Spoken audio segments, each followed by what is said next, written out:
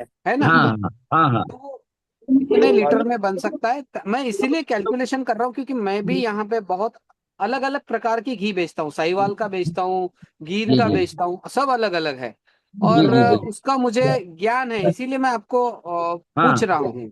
हाँ, तो ये हमारा ना, हमारे यहाँ जो ज्यादातर अक्सर घरों में उत्तराखंड में जो मैंने आपको प्रोसेस बताया है इस तरह से ही चलता है। और मजेदार बात यह है कि जिसमें जो बर्तन होता है वो होता है लकड़ी का। वो भी मेडिसिनल होता है। उसमें जब जमाते हैं और उसके बाद जब उसको जमाने के बाद जब वो बिल्कुल टाइट होता है, दही फॉर्म में हो जाता है, तो उसको दही को पूरा फेंट करके वो उसके बाद जो उसकी निकलती क्रीम, उसको उसको जो है गर्म करने के बाद घी घी निकाला जाता है। ये प्रोसेस है हमारे यहाँ जो अमूमन यही होता है। और कई लोग जो आप कह रहे हैं मलाई वाला, ये ऐसे कम है हमारे यहाँ, लेकिन ऐसे भी लोग बनाते हैं। और एक और उपयोग करते हैं वो, हमारे यहाँ क्या होता है कि जो मट्ठा है, जब मट्ठा बन जाता है, जब आप घी निकाल लिया और वो मट्ठे को एक बहुत बढ़िया तरीके से, वो इतना गजब का है कि उस मट्ठे को क्या करते हैं, कपड़े में डाला और उसको लटका देते हैं। लटकाने के बाद उसका जो पानी बिल्कुल बाहर हो जाता है, और उसके अंदर जो बचता है ना, वो इतना बेहतरीन होता है कि मैं आपको क्या बताऊं, वो भी बड़ा जबरदस्त टेस्ट का होता है। और इस तरह से उसके एकदम से बन सकते। जो रेट की बात बता रहे हैं ना आप, रेट इसलिए कम है कि सुदूर क्षेत्र में, मैं आपको ये बता रहा हूँ, धारचूला की बात बता रहा हूँ, जहां पर लोग बेच नहीं पाते, जहां पर लोगों को पहुंच बहुत कम है, वो लोग, अगर हम वहां पहुंच जाते हैं तो वो हमको सही चीज भी देते हैं और रेट भी सही मिल जाता है। लेकिन वो जब बाहर से उनको पता चलता है ऐसा है, तो फिर वो उसको रेट को तुरंत अपना बढ़ा भी देते हैं। तो ये जैसे हमारे पिथौरागढ़ की बात बता रहा हूँ आपको, धारचूला की जो मैं आपको बता रहा हूँ, जिनसे हमारी बात हुई है, उनकी बात बता रहा हूँ। अभी आप दूसरी नजदीक में ला जाएंगे तो वो आपको वही रेट बताएंगे जो आप कह रहे हैं, जो बाहर हर जगह कह रहे हैं, 1600, 2200, 3000, जो भी हो वो बताएंगे। तो ये रेट का, अभी जैसे माल्टा है, माल्टा हमारे गांव के पास 15 रुपए किलो बिका। आप इमेजिन नहीं करेंगे, 15 रुपए किलो। और वही माल्टा थोड़ी दूर आने पर, यहीं हल्द्वानी पर, जो जो जहाँ पर गेट वे है हमारे कुमाऊं मंडल का, वहां पर आके वो 70 रुपए किलो बिक रहा है। अब आप ये बताइए कि कितना मार्जिन वो ले रहे हैं, 10-15 रुपए से खरीद करके वो जो है यहाँ पर 70 का बेच रहे हैं। चलिए आने जाने में जो कुछ लग गया, फिर भी वो वहां पर इतना सस्ता है। तो ये है कि वहां पर लोगों को पता नहीं इतना। अभी वो लोग क्या करते हैं, यहाँ से जाते हैं लोग, वो सब पूरा बुक कर लेते हैं। अब तो ये स्थिति आ गई है। अगर हम उनको बताएं कि नहीं, तुम ऐसा ना करो, तुमको हम अच्छे रेट दिला देंगे, और हमारी सोसाइटी है, हम तुमको भी अच्छा मार्जिन देंगे, और हमारी सोसाइटी को भी मिलेगा, और जिसको हम देंगे उसको भी मिलेगा, तो सबका कल्याण होगा। हमारा तो यही भावना है ना, तो हम इस काम को करेंगे। मैंने काटा नहीं सर जी, मेरे ख्याल से वो जो बढ़िया। कुछ पूछना चाह रहे हैं ना, हैं? उनका मतलब ये है कि कितने लीटर दूध में 1 किलो हाँ घी बनता है, ये हिसाब आप अगर बताएंगे तो हाँ। उनके लिए या फिर सभी के लिए कैलकुलेशन में आसानी होगी। अच्छा, ये तो मैं, देखिए मैं तो बनाता नहीं हूँ, मैं इसको पता करके आपको जरूर बता सकता हूँ। और जो दे रहा है उससे पूछा जा सकता है कि भाई क्या है करके, उससे हम बात करा सकते हैं, आपका कांटेक्ट करा सकते हैं सोसाइटी, या सोसाइटी के माध्यम से आप कांटेक्ट करें, जैसे भी हो, ये चीज जान ली जाएगी, कोई ऐसी बात नहीं है। जी आपने मतलब ये कहा है। ये आखिरकार एकदम सही। आखिरकार हिसाब तो आसान है ना। आपका हाँ। दूध किस रेट में बिक रहा है, अच्छा। और अगर उसी हम्म को आप घी में कन्वर्ट करते हैं तो हम्म क्या हिसाब से बिक रहा है, ये कैलकुलेशन है। वो तो कैलकुलेशन का चीज हो गया। जी मतलब जी जी आप 900 रुपए, 2200 रुपए, 5000 रुपए, हम्म ये सब फिगर्स है। हम्म। जी जी। बेसिकली टेक्निक, एकदम रेट कम बेसिकली है, जो है, रिजनेबल है। जो देखिए यील्ड देखिए। है, हाँ। यील्ड में कुछ फर्क है या नहीं। अब ये तो मैं इतना एक टेक्निकल लीटर नॉलेज दूध तो मुझे। में कितना हाँ। घी बनता है, जी जी जी। ये हो गया साइंटिफिकली हिसाब की। तो बाकी कैलकुलेशन तो कमर्शियल ये तो चीज हो ही सकती है। जी जी जी, बिल्कुल, मैं इसको पता कर लूंगा, और मैं आपको बता भी दूंगा। अब हम रोज बैठते हैं एक साथ, कोई ऐसी बात नहीं है। आप मेरा नंबर भी ले लीजिए अलग से, हम उसी से बात करके क्लियर कर लेंगे, है ना। हमारे मध्य आचार्य अंतरंग जी, आनंद योगी जी उपस्थित हैं। मैं उनसे निवेदन करूंगा कि वो अपना बस दोनों विचार। चाहिए। आचार्य 380। अंतरंग योगी जी। आधा किलो टमाटर ले लो। और रख के अंतरिक जी प्रणाम। बोलिए सर।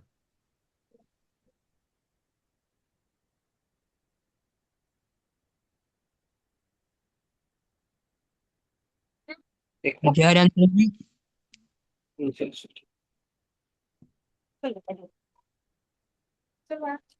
करून टाकते. आणि अर्धा किलो.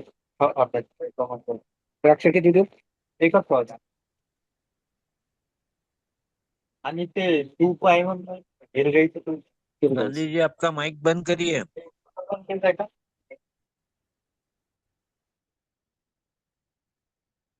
कहाँ खो गए अंतरंग जी? गोपाल जी आप ये बता दो, आप ये बोल दो अपना विचार। गोपाल जी आप अपना बहुमूल्य सुझाव। देखिए, जब आज विशेष रूप से घी पे चर्चा कर रहे हैं नहीं नहीं, घी तो तो बीच में, चर्चा तो और इसी घी तो आगे बीच में आ गया। चर्चा तो 10 तारीख के कार्यक्रम की थी। हाँ हाँ हाँ हाँ, तो भाई उत्तराखंड के क्या सब संसाधन है जिसकी मार्केटिंग की जा सकती है, तो उन पदार्थों में घी भी एक हाँ है हाँ ना। हाँ, वैसे तो मैं भी उत्तराखंड की यात्रा पे गया हुआ था, उप्रेती जी के नेतृत्व में और डॉक्टर सुभाष नालंगे जी के साथ। तो उत्तराखंड को बढ़िया से अवलोकन किया। हम्म। और वहाँ क्या क्या संभावनाएं हैं, उन संभावनाओं को मैंने देखा, समझा, परखा। तो कहने का मतलब, हर क्षेत्र की अपनी एक विशेषता होती है। तो पर्यावरण के दृष्टिकोण से तो उत्तराखंड नंबर वन है, और पवित्रता के दृष्टिकोण से नंबर वन है, और जो है, जो संसाधन है, उन संसाधनों की मार्केटिंग, उसकी अच्छी पैकेजिंग, और उसके लिए धरातल तैयार करना, सबसे बड़ी बात है विश्वसनीयता। तो विश्वसनीयता के मामले में कि उनका ट्रांजैक्शन जिस व्यक्ति के साथ हो, जिस भी संस्था के साथ हो, तो वो विश्वसनीय हो, और वो उनके दिल में भी विश्वास रहे, और संस्था के प्रति भी उत्तराखंड के उन लोगों का विश्वास बना रहे। यह हम लोगों का सबसे प्रमुख प्रयास होना चाहिए, इसलिए कि व्यवसाय का जो मूल आधार है वो विश्वास पर आधारित है। तो इस कड़ी में अगर घी की बात होती है, तो मुझे याद आ गया कि पार्लियामेंट में एक डिबेट हो रहा था आम आदमी पार्टी के एक सांसद चड्ढा का। तो वो कह रहे थे कि किस तरह से मिलावट की चीजें, मैं इसको जोड़ रहा हूं, इसको अन्यथा मत लीजिएगा, लेकिन that is very important part. तो वो चर्चा में ये कह रहे थे कि किस तरह से, चाहे वो दूध है, दूध जो है सो देखिए कि उत्पादन होता है मान लीजिए कम, और बिक्री होती है ज्यादा, तो ये आंकड़ा कैसे बढ़ गया। तो इसके ऊपर में चर्चा कर रहे थे। फिर घी की बात कर रहे थे कि घी में किस तरह से वनस्पति तेल से जो है घी बन रहा है, और चाहे वो मसाले की बात हो, चाहे वो और भी बहुत सारे खाद्य पदार्थ हैं। हाँ, ऑक्सीटोसिन, ऑक्सीटोसिन का विशेष रूप से जिक्र किया था उन्होंने, कि किस तरह से दूध बनाने के लिए, बढ़ाने के लिए ऑक्सीटोसिन नामक रसायन का उपयोग होता है। और उसी ऑक्सीटोसिन को पौधों में अगर डाल दिया जाता है तो वो तेजी से विकास करता है, और वो हरा भरा भी हो जाता है। लेकिन उसका ये है प्रभाव मानव शरीर पर, कि उससे कैंसर के पेशेंट्स, और हार्ट का प्रॉब्लम, और बहुत सारी असाध्य रोग उससे बढ़ जाता है। और सरकार का इस पर ध्यान ही नहीं है। तो ये जो चीज है ये मुझे बड़ा मार्केबल लगा, और मैंने उसके पूरे उसको सेव करके रख लिया है। मैंने उसके सारे स्टेटमेंट को नोट भी किया है, मैं उस पर आगे कार्य भी करूंगा, क्योंकि ये मानव के हित में है। पूरी मानवता का, पूरे स्वास्थ्य की रक्षा का ये मुद्दा है। तो मैं इसको अगर वहाँ उत्तराखंड के परिप्रेक्ष्य में अगर जोड़ करके देखूं, या कहीं के भी परिप्रेक्ष्य में, तो मुझे जो अब तक समझ में आया है, मैंने डॉक्टर राजाराम यादव जी के कई सारे डिस्कशंस को भी गंभीरता पूर्वक सुना है। तो उसके आधार पर मैं निश्चित रूप से कह सकता हूं कि वास्तव में अगर देसी नस्ल के गाय का घी अगर लेना हो, तो वो जो है 2500 रुपए किलो से तो कम का मिलेगा नहीं। ये बात तय है। और चाहे आप जितना भी वो कर लीजिए, अच्छी नस्ल का अगर हो, और बाकी जो साधारण गाय है वो निषेचन वाली है, ब्रीड वाली, तो उनका तो आप कुछ भी रेट मतलब हो तो उसकी तो बात मैं नहीं कर रहा, लेकिन प्योरिटी की बात जहां तक होती है, देसी नस्ल की जहां तक बात होती है, तो वो 2500 रुपए किलो से कम में अवेलेबल हो ही नहीं सकता, चाहे कहीं की भी हो। गोपाल जी, और मैं निवेदन करूं आपको, आपकी बात काट के बीच में।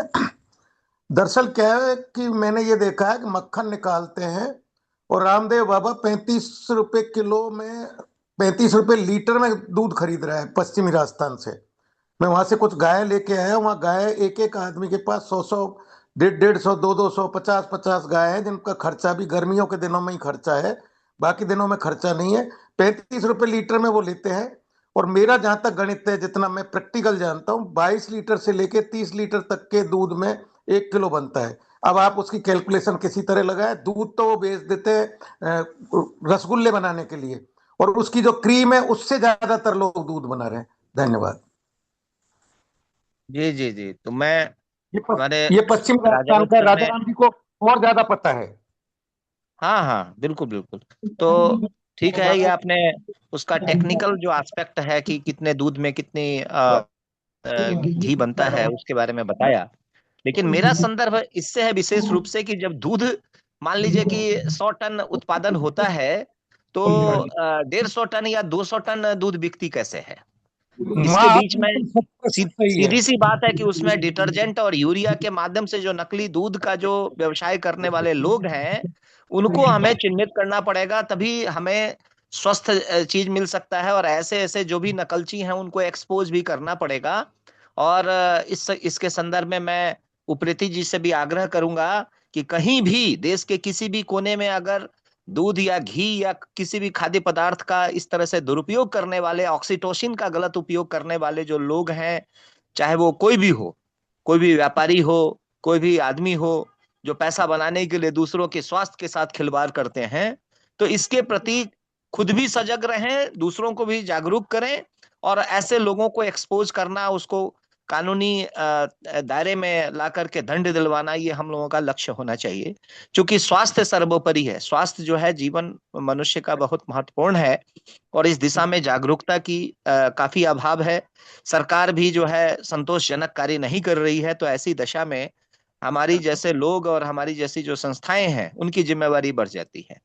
तो एक तो बात ये मैं कहना चाहूंगा, दूसरी बात ये है कि आज भी उत्तराखंड में जो क्राइसिस मैंने देखा है और जो अभाव मैंने देखा है, और वहाँ के लोगों का जो जीवट मैंने देखा है, संकल्पना जो देखा है मैंने, कि हमारे जैसे लोग तो पहाड़ पर इतनी ऊंचाई पर चढ़ नहीं सकते, लेकिन वो तुरंत तुरंत में वहाँ के लोग किस तरह से चढ़ने में और वो करते हैं, और माथे पर भारी भरकम बोझ उठा करके भी चलने में सक्षम है। तो मैं तो उनका कायल हो गया। तो ये जो चीजें हैं बहुत स्पार्क करती है, बहुत प्रभावित करती है कि वहाँ के लोग कितने कर्मठ, लगनशील, मेहनती हैं। और एक हम लोग हैं जो आराम पसंद हैं ज्यादातर। मैं आराम पसंद सब लोगों को तो नहीं कहूंगा, लेकिन मैं अपनी बात तो कह ही सकता हूँ कि मैं अगर कंपेयर करूं, तुलना अगर करूं, तो मुझे लगता है कि मुझसे ज्यादा तो मैं दिमाग के मामले में, स्टडी के मामले में ज्यादा मेहनत करने वाला हूँ, लेकिन शारीरिक रूप से मेहनत करने वाले, और यही उनके स्वस्थ जीवन का राज है। वहाँ के लोग आपकी चीज में जो मोहक व्यक्तित्व और जो अट्रैक्शन है और जो आयु जो है, वो मुझे लगता है कि ज्यादा है वहाँ के पर्यावरण के कारण। और इसी कारण से वहाँ का जो फसल है, वहाँ का जो आबो हवा है, वो प्योरिटी, और वहाँ का जल भी शुद्ध है। तो इन कारणों से इन सारी चीजों की संभावनाएं जो हैं, जो उत्तराखंड की पवित्र भूमि में जो उत्पादन होता है, उसकी महत्ता अन्य सारे स्टेट से ज्यादा हो जाती है। क्योंकि प्योरिटी के मामले में बहुत लोग आज पे करने के लिए तैयार हैं। हर आदमी को प्योर चाहिए, अच्छे नस्ल का चाहिए, अच्छी क्वालिटी का चाहिए। तो मैं समझता हूँ ये जो ब्रांडिंग है, इसको ब्रांडिंग बना करके इसकी अच्छी तरीके से अगर मार्केटिंग की जाए, तो एक बड़ा बाजार है, बड़ा बाजार है। धन्यवाद। बहुत बढ़िया। यानी एक्चुअली यही है, जिस तरह से अभी प्रश्न रखा था कि भाई कितने लीटर, 22 लीटर से 28 लीटर, एक्चुअली वो फैट के ऊपर डिपेंड रहता है। अपने गैया के हिसाब से, और जो क्या खा रही है, जो अगर वो बाहर जो चरने वाली है गैया, वो अगर पूरा औषधि युक्त अगर ऐसी कुछ खा रही है, तो वो दूध भी बहुत बढ़िया निकलता है और औषधि युक्त दूध रहता है। मैं तो ये मत कहूँ कि उत्तरांचल और इस तरह से जहाँ पे पहाड़ी एरिया है, जहाँ पे गैया चर रही है, वहाँ का दूध और घी बहुत अच्छी तरह से सुगंधित और मोहक रहता है, और कम दामों में भी काम हो सकता है, क्योंकि वहां पे खर्चा नहीं है। गाय को चारा खिलाने के लिए खर्चा नहीं है, तो वहां पे दूध की कीमतें भी कम रहेंगी, और कम कम कीमत अगर रहेंगी तो घी भी कम मिलेगा। ये उसके पीछे का लॉजिक है, बहुत बढ़िया, अच्छा है। और हम इसके ऊपर विचार करना चाहिए कि जिस तरह से इन्होंने प्रपोजल रखा है कि बद्री गाय का घी और वहां के उत्तरांचल का, और इतना बढ़िया और अच्छे सस्ता अगर है, तो हमें उसके ऊपर विचार जरूर करना चाहिए। इस तरह से हमें आगे बढ़ना चाहिए, उसका बाकायदा लैब टेस्टिंग वगैरह करके हम इसको शामिल भी करना चाहिए। धन्यवाद। आचार्य अंतरंग जी, आज का जो विषय था वो 10 तारीख की जो मीटिंग है उत्तराखंड की, उत्तरांचल की, तो उस बारे में चर्चा हुई है। तो अभी मैं करूंगा आचार्य अंतरंग जी इस बारे में अपने विचार रखेंगे। ये गिरीश जी का मतलब आवाज आ रही है, किसकी आवाज आ रही है? फिर करिए आचार्य अंतरंग जी। जब तक अंतरंग आनंद। आनंद जी नहीं आए हैं तब तक मैं 10 तारीख के कार्यक्रम के संदर्भ में हाँ, 2 मिनट में कहना चाहता हूँ। बोलिए बोलिए। मुझे लगता है कि मैंने सारा प्रोग्राम जो है सुना है उनका, अपने उप्रेती जी का। लेकिन हम्म। मैंने जो महसूस किया है कि उनका काम, जो करने का जो तरीका है, अ, उसमें सामाजिकता की झलक ज्यादा है। हाँ, हम्म। राजनीतिक जो एक फ्रेमवर्क होता है उसका मुझे कमी दिखता है। तो चीजों को क्या है कि मिक्स करने के बजाय अगर फोकस्ड बनाया जाए, जैसे कि उन्होंने उसी कार्यक्रम में यज्ञ का या वो सत्संग का, या और भी कई सारे चीजों को मिक्स कर दिया है। तो मेरे विचार से राजनीतिक कार्यक्रम जो है, राजनीतिक उद्देश्य पूर्ति का जो कार्यक्रम होता है, उसका जो ड्राफ्टिंग है, उसका जो पैरामीटर्स है, उसका जो एम्स ऑब्जेक्ट्स होता है, वो अलग होता है। और वो कार्य करने की शैली भी अलग होती है। सामाजिक जो कार्य होते हैं, जो धर्म का या आध्यात्मिक जो चीजें होती है, वो उसका फ्रेम अलग होता है। आप दोनों को एक साथ वो करके उस कार्यक्रम की गरिमा और उसका जो संकल्पना है, तो उसके साथ न्याय नहीं कर सकते। तो मुझे लगता है कि उप्रेती जी को हमारे इस बिंदु पर ध्यान पूर्वक सोचना चाहिए। और दूसरी बात यह है कि जो आदमी आयोजक होता है उसके दिमाग का एक अलग माइंडसेट होता है।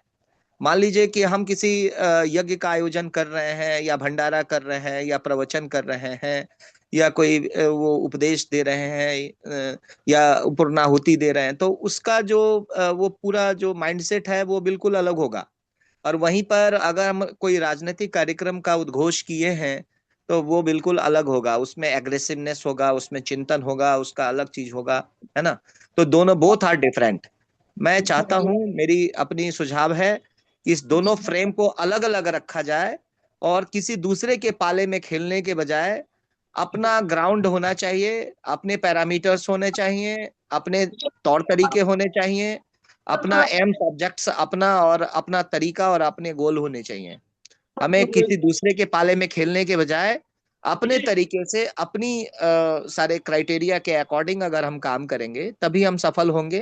क्योंकि लोग जो आने वाले होते हैं उनका जो माइंड सेट है उसको समझना, परखना और कन्वर्ट करना, यह अपने आप में चुनौती है। धन्यवाद। बहुत सुंदर आपने गोपाल जी। अब मैं आचार्य अंतरंग जी से निवेदन करूंगा कि वो अपना मार्गदर्शन दें हमें। आचार्य अंतरंग जी।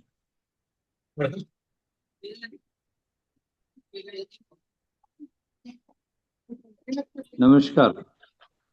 आवाज आ रही है? आ रही है। तो ये आज का विषय तो लाल कुआं के संदर्भ में आयोजित हो रही 10 फरवरी 2026 की मीटिंग के संबंध में बात हो रही है क्या? हाँ जी, हाँ जी, हाँ जी। अच्छा अच्छा, तो मैं तो एक्चुअली काफ़ी देर से आया था। तो मैं अभी ये गाय के संबंध में क्या बातें अभी चल रही थी, गौ ये रक्षा के बारे में? थोड़ा सा विषयांतर हो गया था। वो मतलब उन्होंने कहा था कि बद्री गाय का जो घी है वो मतलब उसके बारे में चर्चा हो रही थी। तो वो मतलब कहीं 30 रुपए किलो है, कहीं 20 रुपए किलो, 22 रुपए किलो की, वो कहते हैं हम 9 रुपए किलो कॉर्पोरेट सोसाइटी के माध्यम से देंगे। फिर उस पर चर्चा चल पड़ी। दरअसल विषयांतर हो गया था। हमारा जो उद्देश्य था वो 10 तारीख की मीटिंग जो है उसके बारे में था सारा।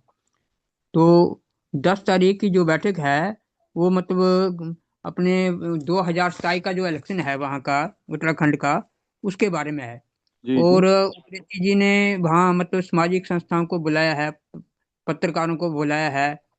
तो अनेक प्रकार के लोग वहाँ आएंगे। तो हमारा कहना ये है कि वो जो मीटिंग है उसका उद्देश्य तो है 2027 उत्तराखंड इलेक्शन। तो उस उद्देश्य की पूर्ति के लिए वो बैठक हो और हमें सफलता मिले। क्योंकि पिछली बार भी हमारी एक मीटिंग हुई थी तो उसका रिजल्ट कोई नहीं निकला।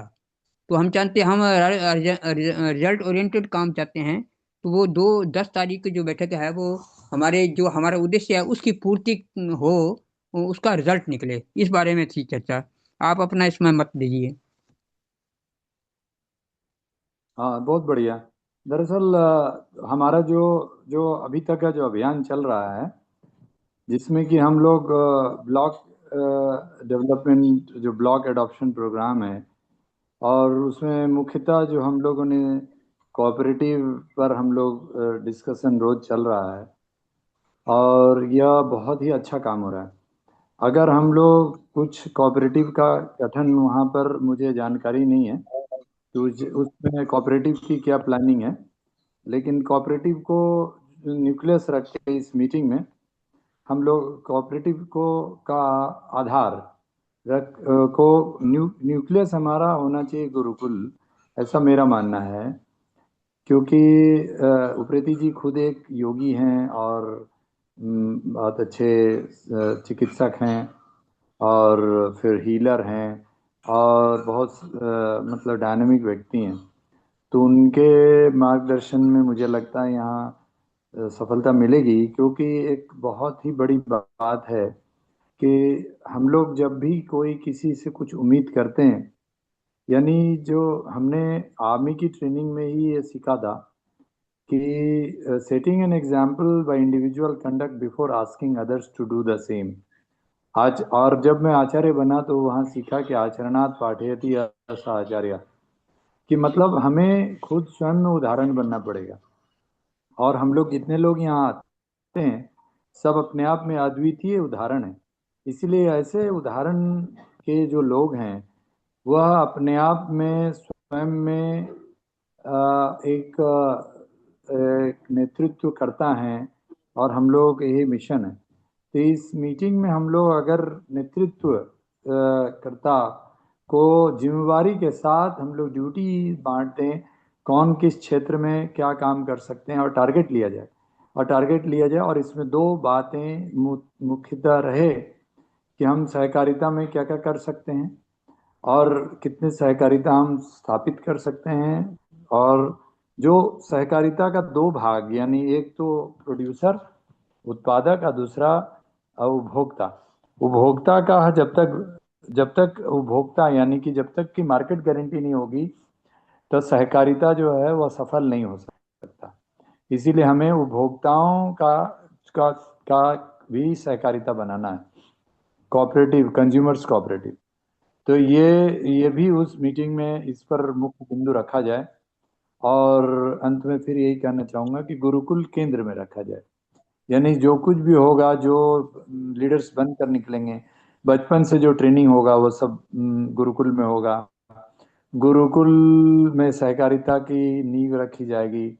गुरुकुल में जो ग्रामोद्योग है, जो गौ कृषि है जिस पर अभी बात हो रही है, पंचगव्य आधारित जो ग्रामोद्योग है, और फिर उसके बाद आरोग्य कुल के लिए जो पंचकुल की जो हम लोग बात करते हैं, उस पूरे आरोग्य कुल का वहाँ पर ट्रेनिंग एंड ट्रीटमेंट यानी हॉस्पिटल और कॉलेज का नींव रखा जाए और एक मॉडल बनाने की कोशिश हो। तो हम लोग सिर्फ अभी तक भी चर्चा करते रहते हैं ना कि अन्ना की मॉडल और आदर्श ग्राम, लेकिन हम आदर्श ग्राम, मुझे लगता है आदर्श ग्राम सभी इस तरह के मॉडल से चलें तो आदर्श ग्राम बन सकता है। धन्यवाद। धन्यवाद आचार्य जी। आपने गुरुकुल के बारे में, आदर्श ग्राम के बारे में, पब्लिक कार्य के बारे में अपना मार्गदर्शन दिया। आपका बहुत बहुत आभार। अभी और बंधु जो हमारे साथ जुड़े हुए हैं उनसे मैं निवेदन करूंगा। अच्छा, नमस्कार। नमस्कार गर्ग। हाँ जी। मेरे जो ये जो चर्चा हो रही है कि मीटिंग के लिए और एक अ, जैसे समझ में आ रहा है, सिप्रीत जी ने एक ये सभी वर्ग को लोग को बुलाया कि सोशल वर्कर भी रहेंगे, जर्नलिस्ट भी रहेंगे, कोई पॉलिटिकल लोग भी रहेंगे। लगता है कि जैसे एक जनमंच की तरह रहेगा, अपने अपनी बात अपने रखेंगे, अपना डेवलपमेंट के एजेंडा रखेंगे और वहाँ पेड़ काटने वाला भी आएगा और पेड़ लगाने वाला भी आएंगे। तो उसमें हम लोग को क्या, जैसे वो गोपाल जी बता रहे थे, हमारी जो ऑब्जेक्टिव है उस ऑब्जेक्टिव को कैटर करने के लिए, उस ऑब्जेक्टिव को पाने के लिए एक तो लोग, डिफरेंट लोग आएंगे, अपने अपने लोग उनके साथ आए होंगे। अगर कोई पॉलिटिकल पार्टी के लोग आ रहे हैं, नहीं तो पॉलिटिकल पार्टी के बैकग्राउंड से काम करने वाला आदमी आ रहे हैं, तो अपने अपने बात रखेंगे।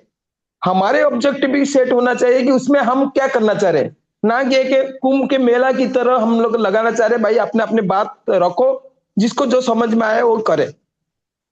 तो वो एक हमारी ऑब्जेक्टिव क्लियर होना चाहिए कि हमारी दिशा के जो वहां मॉनिटरिंग करेंगे, जो वहां के आयोजक होंगे, वो अपने बात में लास्ट में रखे कि भाई ये नहीं ये है, ताकि एक क्लियर विजन लेकर के, क्लियर डायरेक्शन लेकर के वहां के लोग जाए, मीडिया जाए। नहीं तो मीडिया एक बोलेंगे कि एक साझा कार्यक्रम सब लोगों को, एक उसमें क्या निकलेगा मुझे पता नहीं है, कि वहां अपने विरोधी भी रहेंगे, हमारे सपक्षवादी भी रहेंगे, सारे लोग रहेंगे। कि हमारे क्या ऑब्जेक्टिव रहेगा वो क्लियर होना चाहिए कि हम इस दिशा में लेना चाह रहे हैं।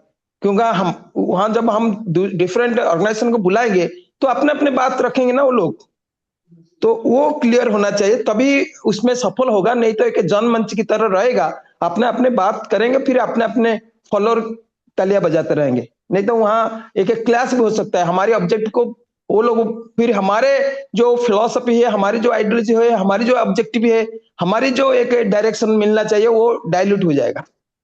धन्यवाद। कल्याण जी, आपने बिल्कुल स्पष्ट की है बात। हाँ बलदेव जी, हम मैं स्पष्ट कर दे रहा हूँ प्लीज। हाँ, मैं स्पष्ट करता हूँ अभी। आदरणीय गोपाल जी और आदरणीय आनंद जी और आपने आनंद जी, मैं बिल्कुल क्लियर स्पष्ट कर देना चाहता हूँ कि उसका जो विभिन्न पार्टियों को, जो छोटे छोटे दल हैं उनको यूनाइट करने का एक तो पहला पहला प्रयास होगा। वो उस पर हमने इस तरह से रखा है कि पहले जब कार्यक्रम शुरू होगा तो हमने देखिए एक उस प्रोग्राम को एक पर्वतीय महासभा, जो हमारी, जिसने उत्तराखंड का सृजन किया था, उत्तराखंड के लिए लड़ाई लड़ी थी और उत्तराखंड बनने तक साथ दिया था, उस सभा के माध्यम से हम उसको ऑर्गेनाइज कर रहे हैं पहली बार। अब उसका जो पहले हम 15 मिनट इसका परिचय देंगे कि हम क्यों कर रहे हैं। हमारा उद्देश्य है कि आदर्श राज्य बनाना और उसका डेवलपमेंट करना। अब उसके बाद जो अलग अलग पॉलिटिकल पार्टीज के जो प्रतिनिधि आए हैं या अध्यक्ष आए हैं या जो सामाजिक संगठन के लीडर हैं, वह अपनी शॉर्ट में बात रखेंगे कि वो क्या चाहते हैं। उसको हमारा गठबंधन का, जो भारत गठबंधन का हमारा जो कमेटी है, जो हमारा कोऑपरेटिव का है और जो हमारे और लोग हैं, वो सब ध्यान से सुनेंगे। उसके बाद उनकी बात सुनने के बाद वो 2 घंटे का सेशन, उसके बाद हमने दूसरा रखा है जो सेशन, कि वह जब सब ये लोग बात कर लेंगे तो तब हम गठबंधन का जो है वह उनकी बात को सुन करके अपने बारे में बताएगा कि हम चाहते क्या हैं।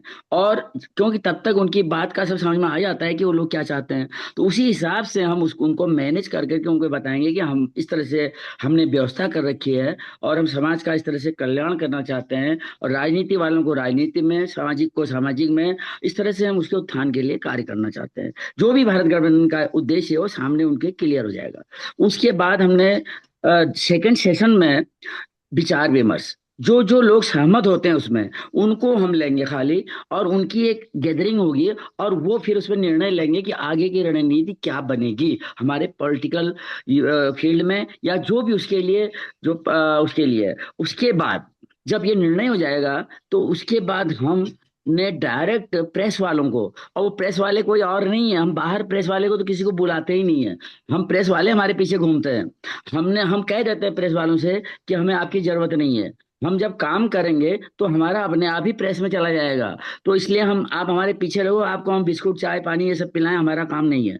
हमारा काम है जनता के लिए और प्रगति के लिए काम करना। आपको पसंद आता है तो आप छापिए, नहीं पसंद आता तो मत छापिए, हम अपना काम कर रहे हैं। तो जो प्रेस वाले आ रहे हैं वो सब हमारे ही लोग हैं, वो जो एक यूनिट बनाएंगे, जो हमारे पूरे भारत गठबंधन, हमारे इस कोऑपरेटिव को, और हमारे इस योग सिस्टम, गुरुकुल सिस्टम, जो भी हमारा सिस्टम है, उसको वो लोग नेशनल लेवल पर अपना कार्य करेंगे मिल करके। और जो हमारे मीडिया, जो सोशल मीडिया के जितने भी हमारे पोर्टल बने हैं, वो सब में हम इकट्ठा करके एक जगह से उनको कंट्रोल करके पूरे अपने गठबंधन कोऑपरेटिव सबका जो है उनको चार्ज देंगे, वो काम करेंगे। और अब दूसरा, एक हमने एडवोकेट लोग आएंगे, वो भी ऐसे आएंगे जो हमारे ही हैं। अब हम उनको एक ग्रुप बना करके उनको एक काम और सौंपने वाले हैं। उनको ये सौंपेंगे कि अभी हमारे गठबंधन के साथी त्रिपाठी जी ने सुप्रीम कोर्ट में केस दायर किया था।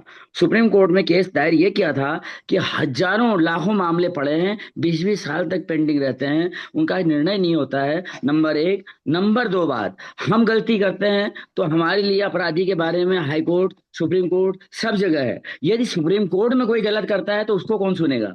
बहुत अच्छा प्रश्न उठाया था।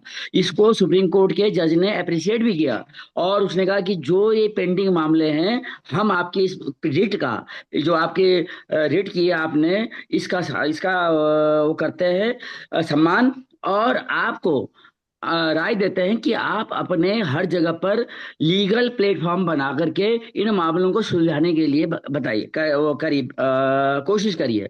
हम आपको जो भी करेंगे आप, हम आपको पूरा सहयोग देंगे। तो उसमें वकील ही काम कर पाएगा।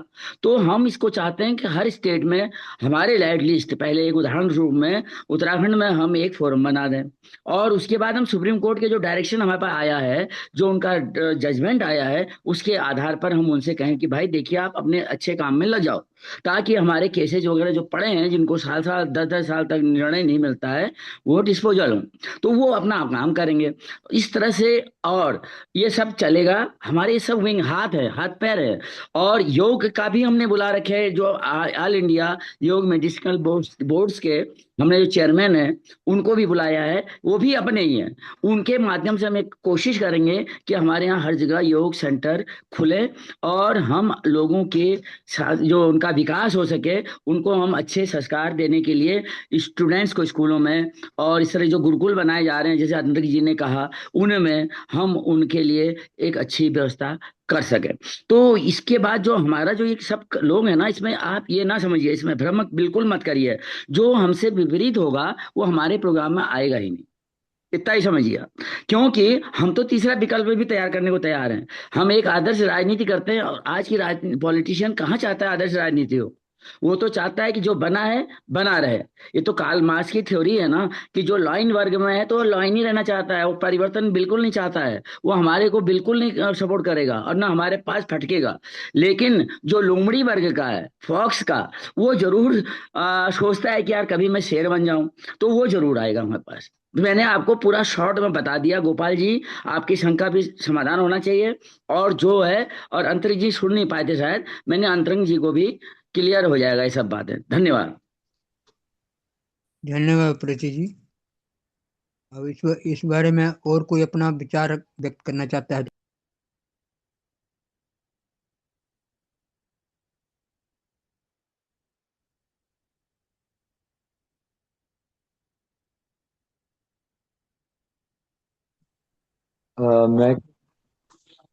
मैं कुछ वो ऐड करना चाह रहा था। बोलिए बोलिए। प्रीति जी ने जो बोला तो मैं ये चाह रहा था कि ये बहुत बड़ा बात, मतलब उन्होंने बहुत बढ़िया प्रस्तुति किया।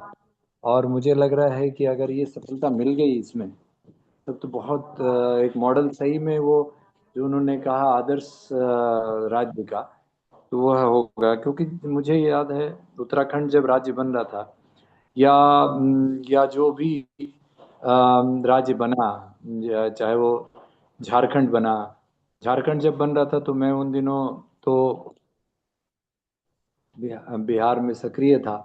मतलब ये युवा काल में, कॉलेज में जब था मैं, तो उस प्रकार मैं छत्तीसगढ़ में भी गया और वहाँ भी उन लोगों से मिला। तो मैं ये कहना चाह रहा हूँ कि जितने भी राज्य बने, ये और आज भी राज्य का डिमांड जैसे विदर्भ में होता है, विदर्भ राज्य को अलग करने की, तो ये आर्थिक आज़ादी के आधारित नहीं रहता है। यह राजनीतिक लोकतंत्र राजनीतिक आज़ादी पर रहता है। और आज तक भारत भी पूरी तरह, मतलब आज आर्थिक आज़ादी के बिना राजनीतिक आज़ादी का कोई मूल्य नहीं है। इसी कारण से आज लोकतंत्र स्थापित नहीं हो पा रहा है। और यह जो तंत्र है वह आज पूंजीपतियों का तंत्र है, पूंजीवाद का है, या जो लोग भी सत्ता में किसी भी तरह साम दाम दंड भेद के द्वारा आते हैं, यानी जनता की सरकार नहीं है।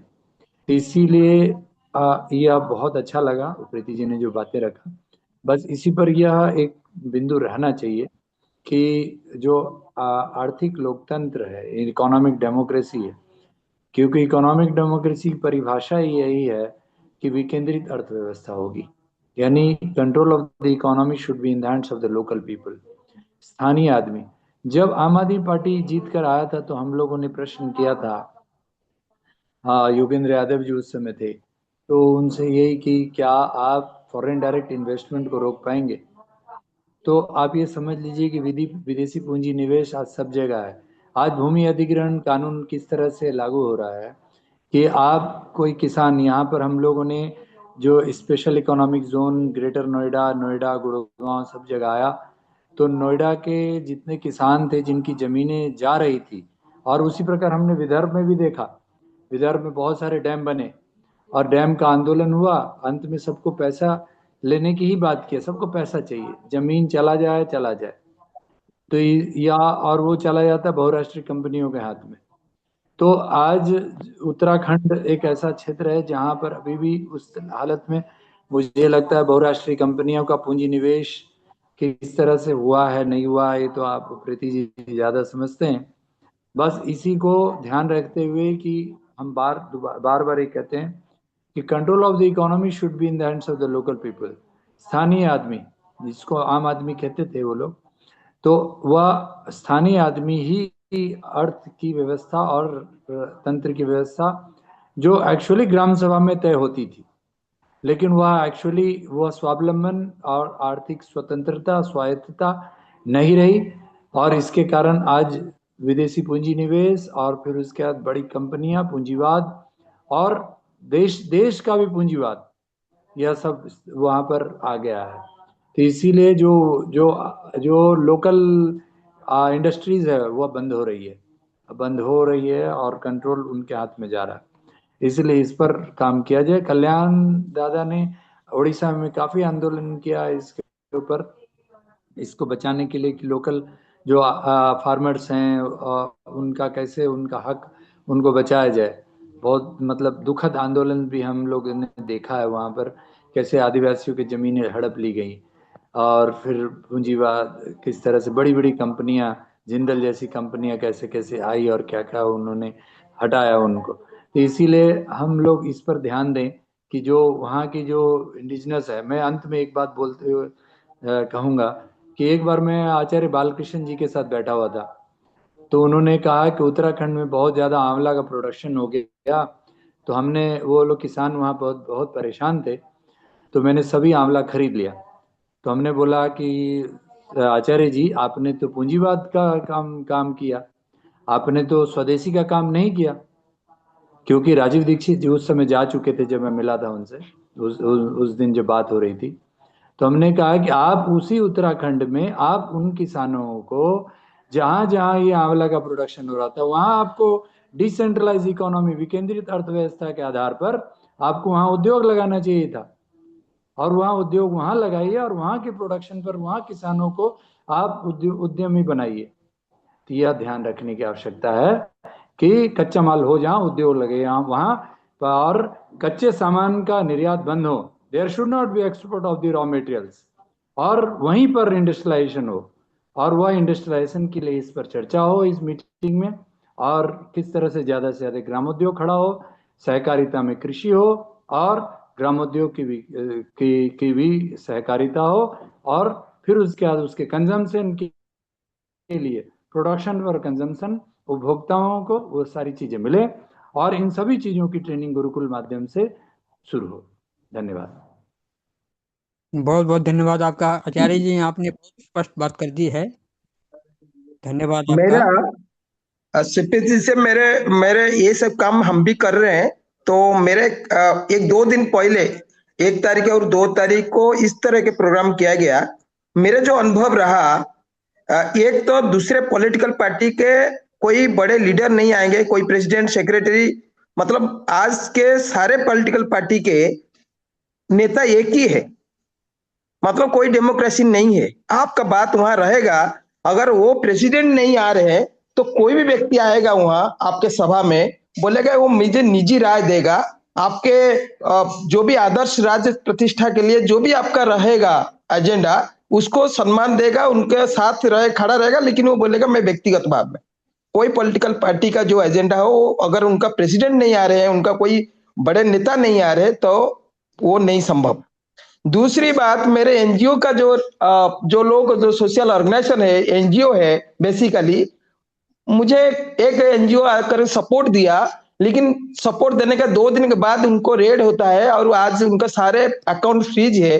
उनका जो पैसा मिल रहा था जिस कंपनी से, वो कंपनी वाले सीएसआर फंड भी बंद कर दिए, और वो दोनों अभी सीएसआर फंड उनका बंद है और एनजीओ खड़ा नहीं होता है, क्योंकि एनजीओ लोग आपके विपरीत विचारधारा के लोग से मिल करके काम कर रहे हैं। बहुत कम ऑर्गेनाइजेशन होंगे जो एनजीओ नहीं होंगे, लेकिन वो एक जन संगठन होंगे, सीबीओ होंगे, हो सकता है वो आपके साथ खड़ा होंगे, ये संभव है।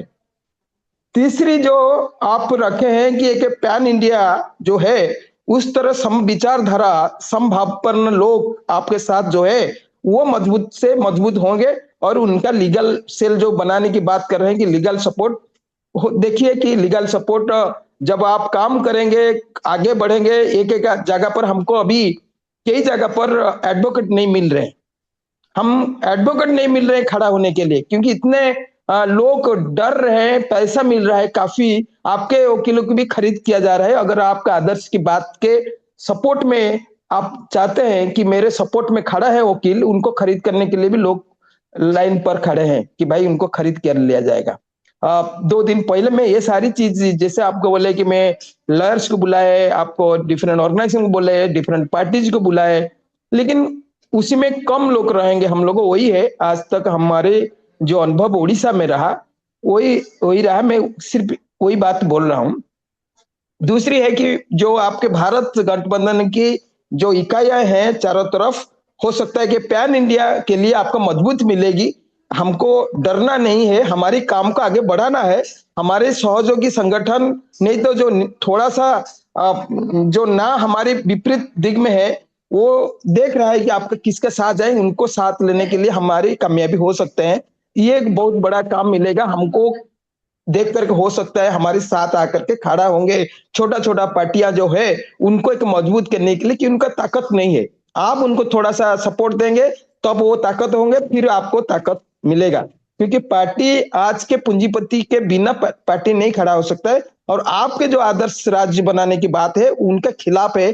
जिस तरह का अंतरंग जोगी ने बताया कि वहां पूंजीपतियों का एक लोलुप दृष्टि है, उनका एक पूरा लगा हुआ है कि उनके संसाधन को कैसे लूट किया जाए, शोषण किया जाए उस पर, और आपके जो आदर्श राज्य प्रतिष्ठा करने के लिए बात कर रहे हैं, वो जब तक वो लूट होगा तब तक आदर्श राज्य नहीं होगा। वो सिर्फ एक रहेगा कि आज के दिन में आपको जो क्या बोलते हैं कि उनके दान पर हमारे लोग को आज के काले आगे आने वाला दिन में उन पर जो दान पर भरोसा रहना पड़ेगा, मतलब उन्हीं के भरोसा पर रहना पड़ेगा। कब 5 किलो चावल मिलेगा, कब 10,000 मिलेगा, कभी 2,000 मिलेगा, कभी हम कार्ड मिल जाएगा स्वास्थ्य के लिए, इस तरह की व्यवस्था आगे और ले जा रहे हैं।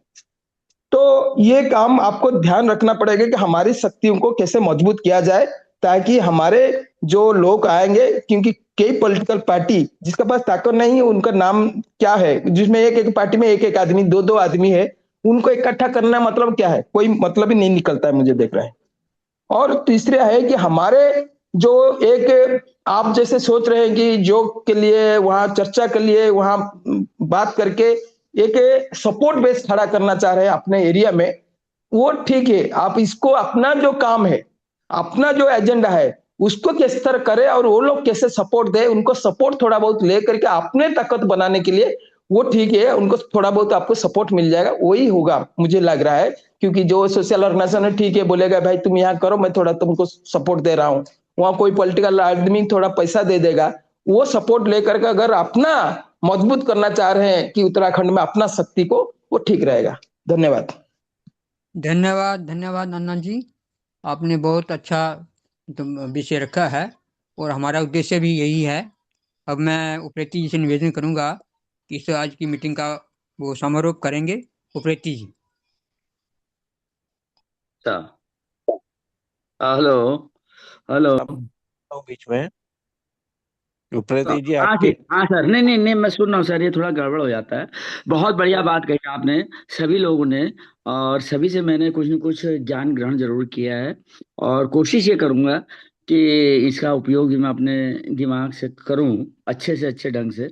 और बाकी जो हमारे भारत गठबंधन के लोग आएंगे, सभी विद्वान हैं, कोऑपरेटिव के भी हैं, उसमें सुभाष जी आ रहे हैं, और महाराष्ट्र से और भी आ रहे हैं। तो जो जो कर सकता है वो करेगा उसमें, और कोशिश ये करेंगे कि हम एक अच्छा कार्य करें और आगे बढ़ें। बहुत धन्यवाद आप सभी लोगों को, आपने बात सुना और अपनी अपनी राय दी, महत्वपूर्ण राय दी, और महत्वपूर्ण बातें इसमें से जो सार निकल के आएगा उसको हम जरूर अडॉप्ट करेंगे और उसको हम आगे बढ़ाने की कोशिश करेंगे। इसी के साथ ही मैं सबका आभार प्रकट करता हूँ, धन्यवाद देता हूँ, तहे दिल से शुक्रिया करता हूँ। और आज हम लोग यहीं पर अब कार्यक्रम का समापन भी करते हैं, और कल फिर मिलते हैं। बलदेव जी। 10 तारीख की निमंत्रण दे दो सबको। 10 हाँ, तारीख 10 तारीख को। हाँ सी सर, 10 तारीख को लाल कुआं है, एक जंक्शन है जिसको कि जो मेरे ख्याल से उत्तराखंड में कुआंों का गेटवे ही माना जाता है, और काफी बड़ा स्टेशन है, जंक्शन है। उसी के ठीक सामने बाहरी जगदीश होटल है। बिल्कुल उतरिए ट्रेन से, 10 कदम चल के आप होटल में आ सकते हैं। ट्रेनें अवेलेबल सब तरफ से, सब जगह से हैं, और सब मेरे ओर से सादर आमंत्रित हैं। और आएंगे, हमारा सौभाग्य है, और हमारा हिम्मत भी बढ़ेगी, और हम आगे बढ़ने के लिए एक समर्थन मिलेगा। तो मैं सबसे अनुरोध करूंगा, धन्यवाद। दस धन्यवाद। और तारीख एक कर देता हूँ जी। कि 19 और 20 को शिव शिव जयंती उड़ीसा में मनाई जा रही है, जिसमें उस कार्यक्रम का उद्घाटन वहाँ के उड़ीसा के मुख्यमंत्री कर रहे हैं। तो जी मेरी उपस्थिति से निवेदन है कि आप सभी वहाँ जरूर पधारें। पुरी में पुरी में ये कार्यक्रम का बड़े पैमाने पर आयोजन हो रहा है, इसलिए धन्यवाद। जी। Thank you sir, thank you, thank you sir. धन्यवाद। तो बलदेव जी, समाप्त हो गया फिर, हाँ सभी को शुभ रात्रि। जी, ठीक ठीक।